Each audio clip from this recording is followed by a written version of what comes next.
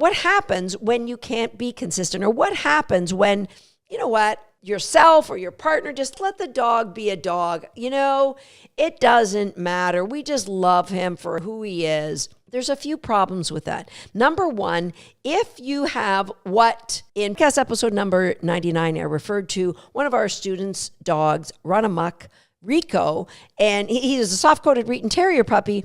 And his owners didn't know how to create the bridge between that gap between, being reinforcement-based dog trainer, but still having some rules. Like Riko was completely run amok. And the problem with that is you might have a racetrack around your house for your dog that he has created on his own, which, that doesn't bother me. It's okay. But then you have guests over and the racetrack includes your guest's lap, which not only would be uncool to some of your guests, but it could be very dangerous, unsafe for maybe your dog or your guests. And I'm going to manage that. I'm going to put my dog away. And then there's a lack of understanding with the dog. This is the way I always get things. Why am I locked away? And so they start to use their voice. And this is another big issue, is that the dog learns that his voice has power. I can get you to let me out of confinement. I can get you to get out of bed. I can get you to feed me. I can get you to throw my throwy things. I can get you to, I see my friends at the park. Okay, I want this leash off now. I can get you to take that leash off.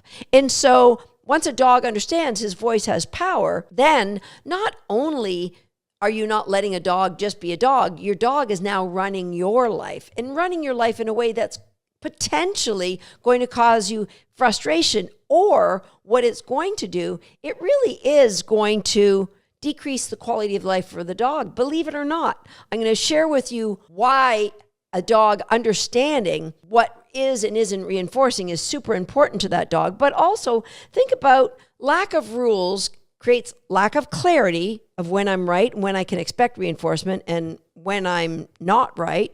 And that lack of clarity at some point may create punishment. And if it doesn't, what it's going to create is a lack of freedom, because that dog isn't going to grandma's house for the family reunion. That dog isn't going to get off leash at the park because he's not reliable, because he doesn't have reliable behavior that you can count on to keep him and others safe. So letting a dog just be a dog definitely has fallout. Even if you go, that's conservation area, it's pretty quiet, I'm going to take him off leash. What if you lose him? What if his lack of compliance, his lack of understanding to come when called means he runs off and he is lost, and you are putting up lost dog posters all over your neighborhood?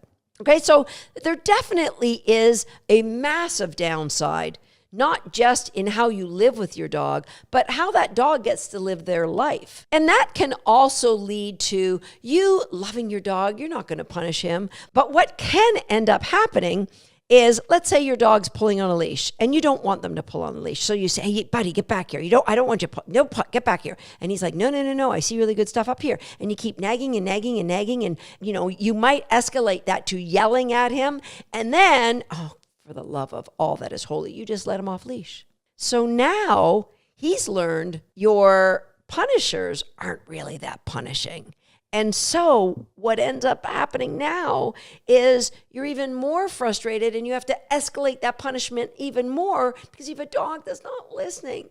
Let's go back to being positive, but not permissive. And when you live with a dog where you are reinforcing and you are being positive, but you're not being permissive, you then don't have that dog that does flybys and bites at your face and jumps off your guests and grabs things and runs away and shreds your favorite things. And you have expectations, and those expectations lead to behaviors that you can count on the dog. Here's the truth. Well-behaved dogs rarely just are a blessing from God. We might think that that's the way it happens when we remember past dogs, but truly, it's rare that a well-behaved dog is genetically just appears and they just listen to everything you want and do. The truth is, a well-behaved dog is a product of a well-educated dog owner. And so with you being here, I know you are keenly interested, and I hope you take the time to dig through.